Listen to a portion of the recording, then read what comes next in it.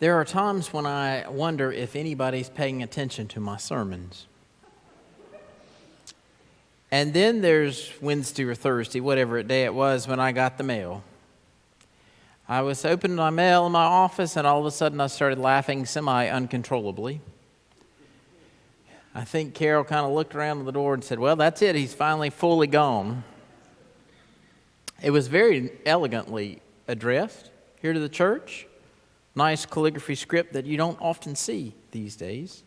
Somebody took time. They love me a lot. A beautiful card, appropriate for the color of Advent. Perfect. I love it. It's sweet. I open it up and it says, get this, Happy Advent, you brood of vipers. But I would love to get an Advent card, open it up, and it says, Happy Advent, you brood of vipers. What a greeting. How that would get your attention.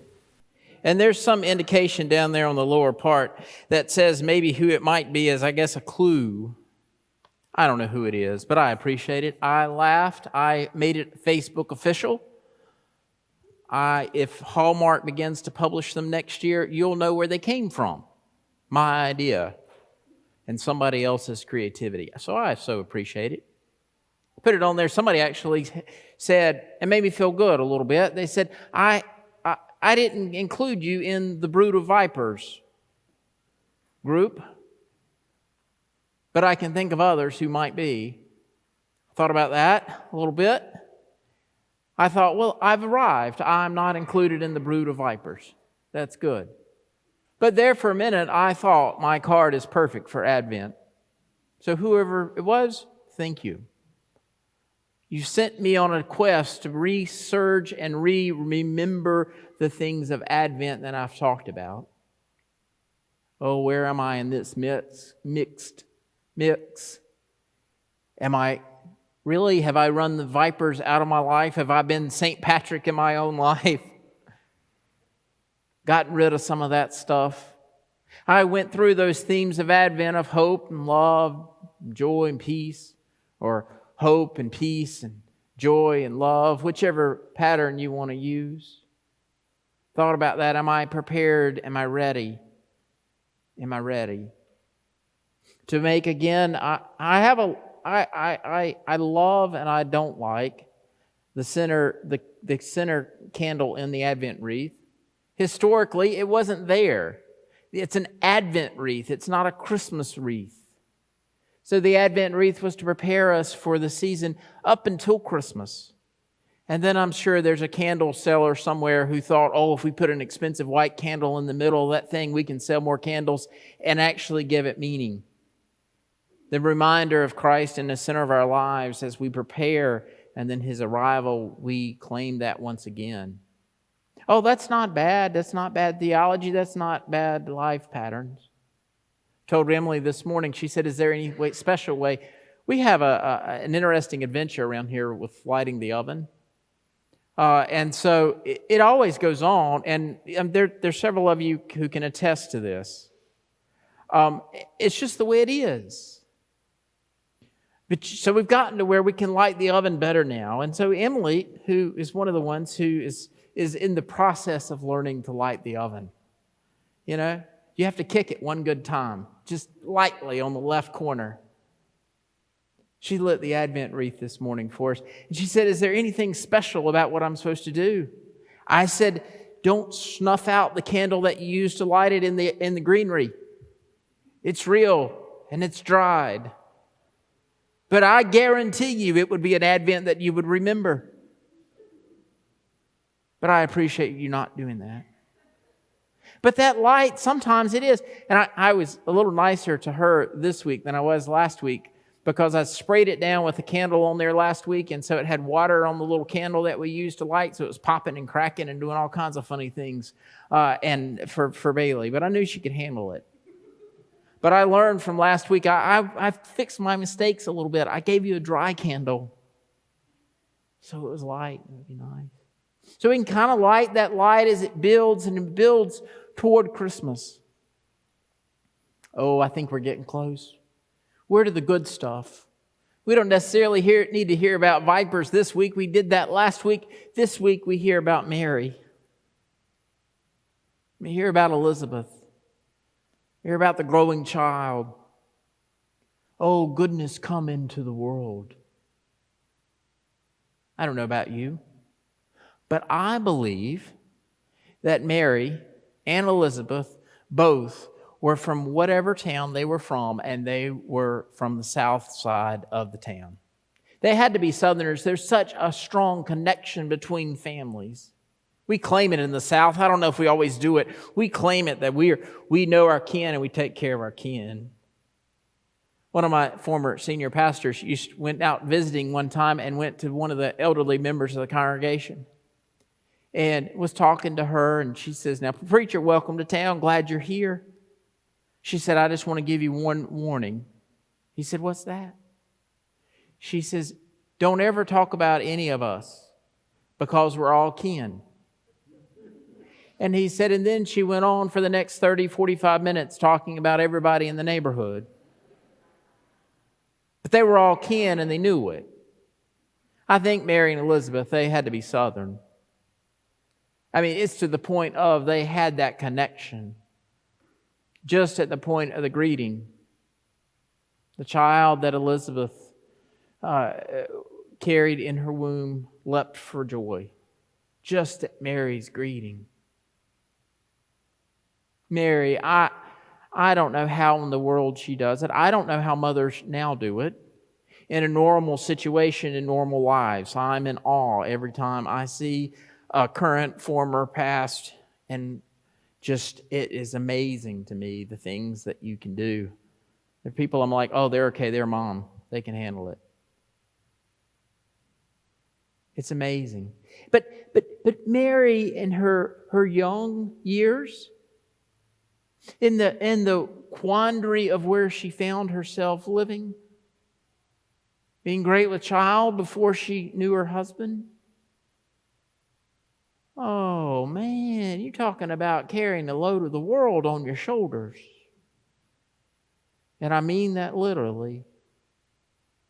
I mean, you know, there are days in which I get encouragement. I get cards in the mail. They're fun. Sometimes the greeting's a little hokey. Gets my attention. But to be greeted by angels and to hear and to understand. I love this line from Exclado. It's probably my favorite Christmas line, and some of you may be sick of hearing it, but I'm going to tell it to you at least one more time if I live that long. All the world held its breath while the angel waited for Mary's response. Oh my gosh, talking about a pregnant pause.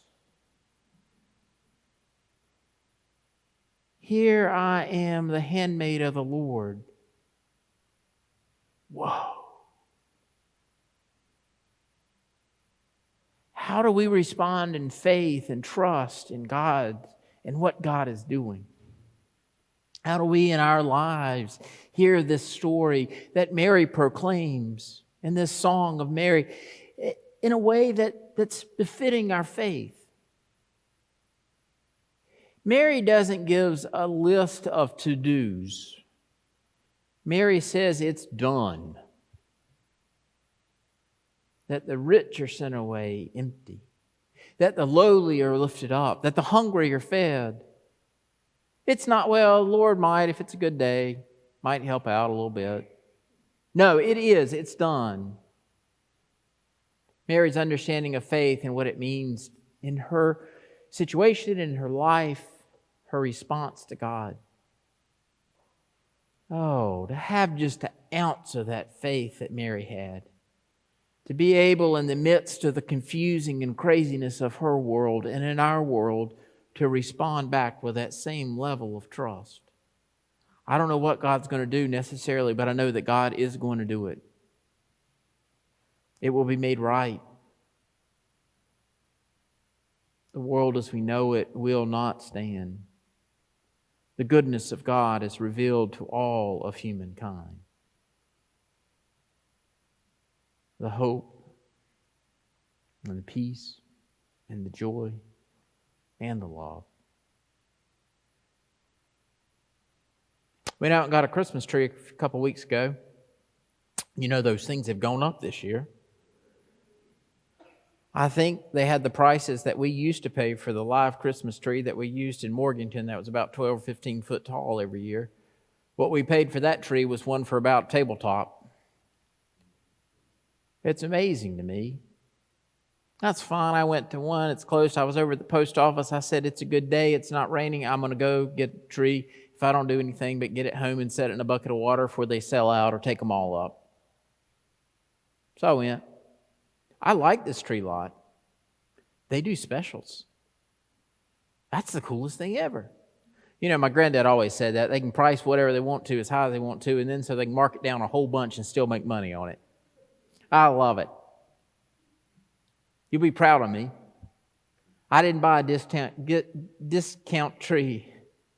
I don't know if it started out so little they didn't want to charge us but so much for it, or if they just felt like that if they had every olive marked down, people would think they were all old or something. So I paid what was full price on the tag for it. It seemed tall to me. I must have had a short day. They got the tree and he says, oh, you want us to cut it for you? I says, well, not much. Cut a little sliver off that tree. They were going to put it through that plastic netting. You know, I hate plastic. They were going to put all that plastic netting on this little tree that I don't know if it would even capture any of the plastic. It was so small. I like a skinny tree. I'm kind of that person. I always tell them I want a skinny tree with lots of holes in it. I have big ornaments. They're like, I think I can get a discount like that, you know. Anyway, so he's trying to pull. No, don't waste that. No, you help your profit. Get ready to go to the car. He says, you want us to carry it out there for? I said, I got it. He said, no, let me. I mean, I can carry it with one hand in my left arm. He said, we want to tie it on top. I said, Lord, no.